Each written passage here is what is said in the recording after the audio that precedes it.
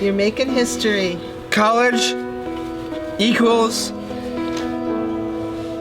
future, but I'm still keeping my childlike innocence with me. Good. All right. All right, well, let's go to college. Woo-hoo-hoo.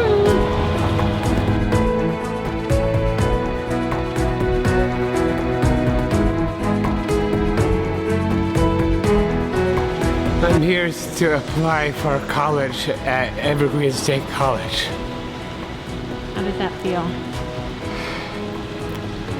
A dream come true. Okay, here are your this is your college application, and this is your application for the diversity scholarship. You've been waiting a long time for this, haven't you? Yeah, Right. I have. I remember in 2002, we had a person-centered planning for you, and I remember that was part of what you wanted for your future. That was 16 years ago, and look at today. You've never given up all those years. I'm pretty darn proud of you. This is not a straight line path to where Dylan wants to go. And life for Dylan has never been a straight line. One of the things Dylan has done between 19 and now is he's learned how to fail at things and not fall down and stay down. He has learned that a challenge is what he's up for. He understands that things take time. He has shown it through his painting, his bowling abilities. A lot of different things that he does well have taken a long time. I mean, we worked like 10 years preparing Dylan never giving up on his dream. So then we heard about an organization called Kuehl. And Kuehl is a nonprofit organization that serves people with disabilities residentially and in the community. And there's a woman named Randy Miller who started a contract with Evergreen called the LEADS program. And what it does is it links an Evergreen College student with a person with a disability, and they allowed Dylan to be the first community member in the LEADS program.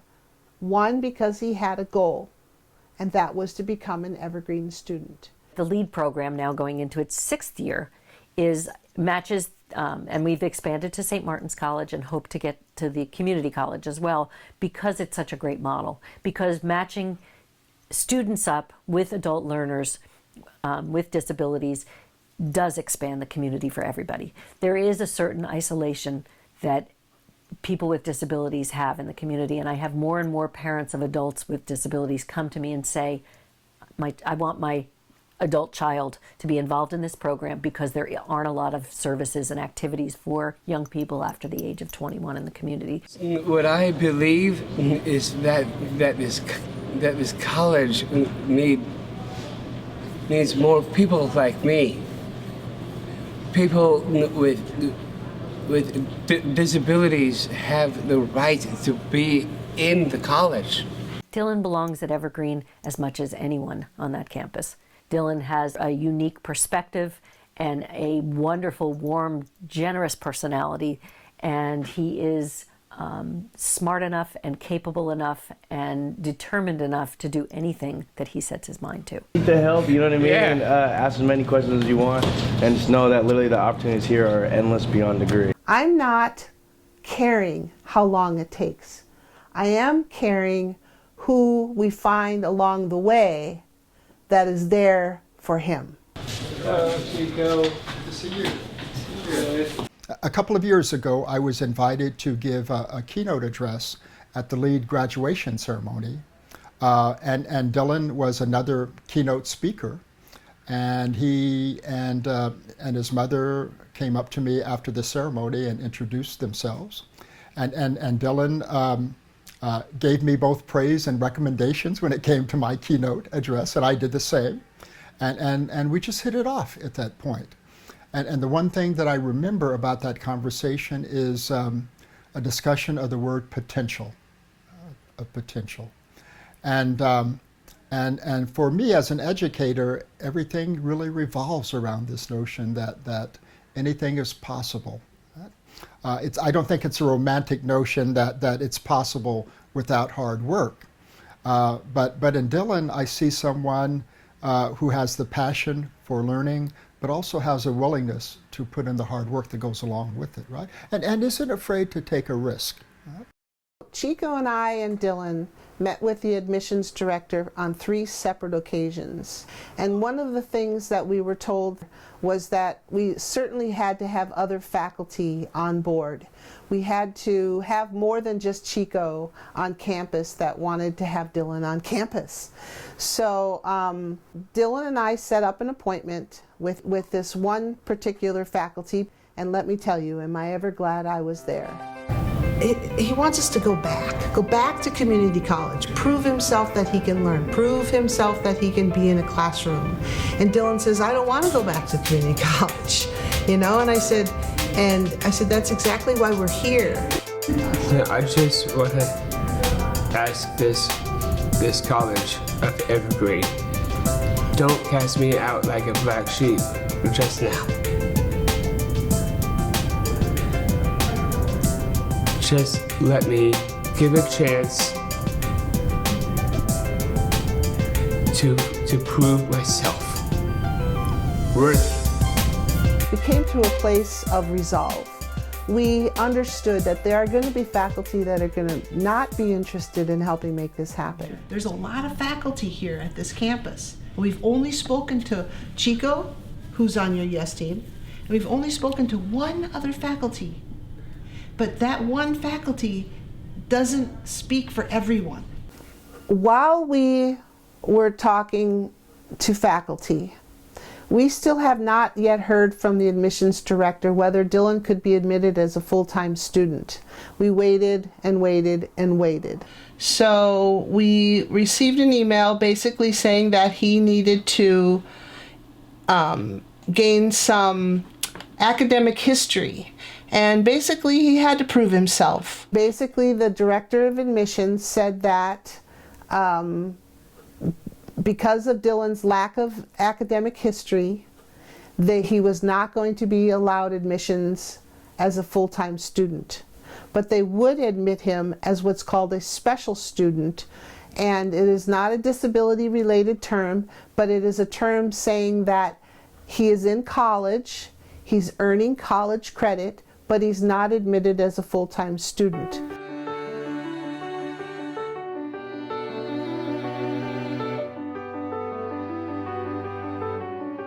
I am making a slight change in my college plan. A minor detour, a little zig and zag to my college journey. I have enrolled as a part-time student in the Evergreen Evening and Weekend Studies program.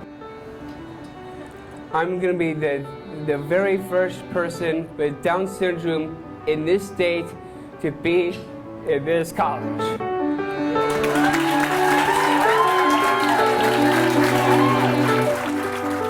On the day of registration, the first day that he could register, we were in there in the office, and he was able to get registered for the Afro-Brazilian class, and he was able to enroll in the Cornerstone Foundations for Success, which is a 4-credit class. Now Dylan had an interest in the black and white photography class, which is a 4-credit class.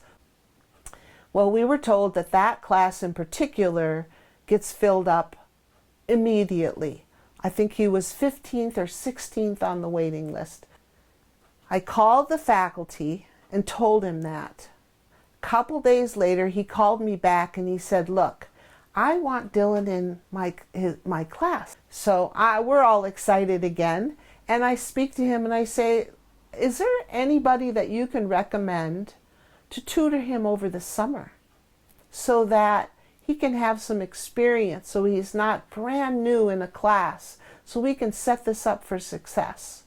And so he did. He called me back with the name of one of his former students who he trusts and could use the extra time, use the little bit of extra money, and was one of his graduates. He's probably one of the brightest people I've ever met in my life, and he's extremely quick and so precise and particular about things, which is perfect in the photography world, because you have to be precise and particular about things, or to be a good photographer, to be a perfectionist is a plus. It's not really faulty at all to be a perfectionist, and he's totally a perfectionist. It seems like a good fit. Yeah, it's a good fit for him, I think. And he remembers things all the time. It's so quick. He's constantly reminding me of things. Okay. So right now what he's going to do is he's just loaded his negative carrier into its designated spot on the enlarger, and then he's going to turn the power on and the light, and he's going to focus. Dylan is a person with Down syndrome. Living life, he loves it. But he does need some accommodations throughout his life. He has accommodations at home, he has accommodations in his community, and I believe he needs accommodations on campus. All of his activities, there are accommodations. I'm paying for extra tutoring because he needs extra help. I have set up tutors through the Kuehl program for his Cornerstone class, which is a 4-hour new student class. He's going to be able to attend in class with him 4 hours a week and then meet with him. We're trying to determine how many hours outside of class, but I'm guessing 6 to 7 hours outside of class, working on his assignments that are due every week. He's got assignments in writing due every week. And reading with note-taking, learning how to read, and then taking notes from your reading, because that's going to become part of your seminar. Here we go! Here we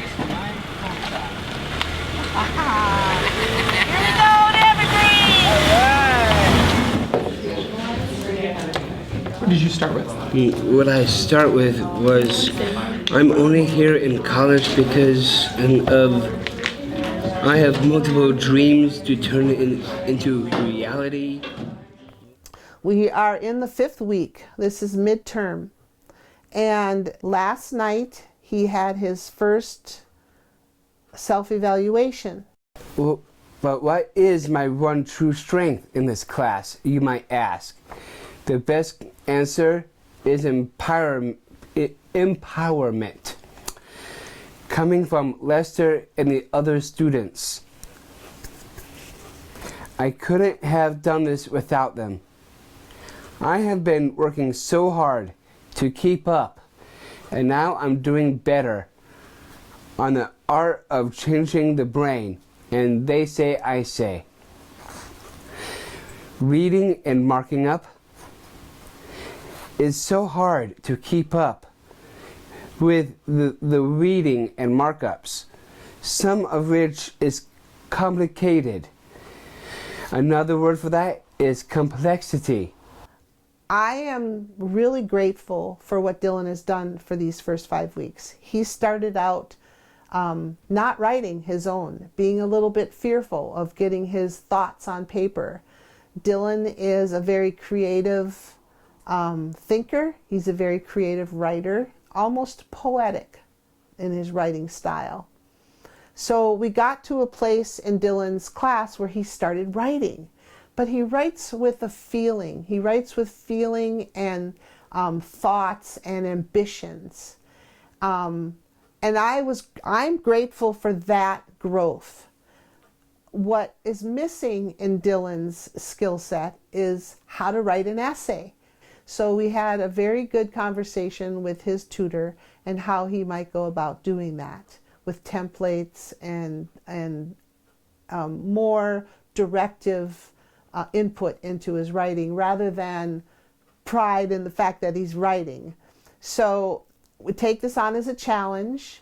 We will know within 5 weeks if he's capable of making that shift and learning. And there's a possibility he will lose some credits out of his 4-credit class because he's shown up to every class, he's done all the assignments, he's done the work, just not to college level standard, which I understand. I mean, that's why he's there, is to learn college standards of writing. making learning physical, and that would be, let me see. Paragraph number 3, because All right. it's making learning physical is another word for engage. All of our senses, right? Hearing, sight, Yes. soma, whatever that word was. Okay. Somatosensory. Somatosensory.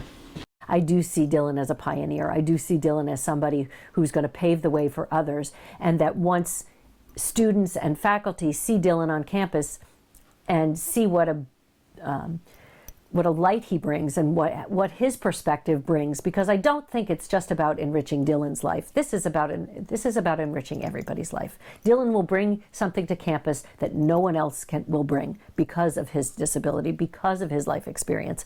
And my hope is that once that happens, that the door will open for others, and the student body and the faculty will see how everyone's life is better and richer and fuller because of having people with disabilities on campus. And then the white around the bottom of his face and how that contrasts with the dark behind his head and around his chin. I thought that was really cool. I don't know how we got that effect, but maybe burning.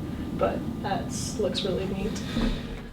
Dylan is thrilled to be an Evergreen student. He walks on campus and people are saying hello to him.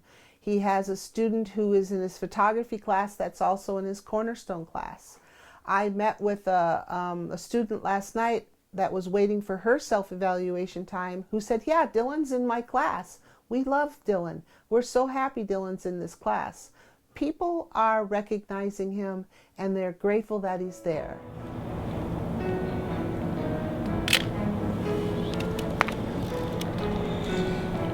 Good. Between 16 and 11 of aperture. That's second of the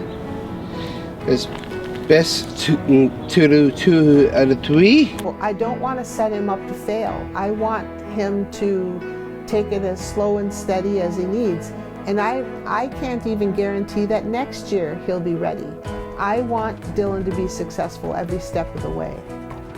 There will come a time in the future when the admissions department will say yes to my request to be enrolled as a full-time student.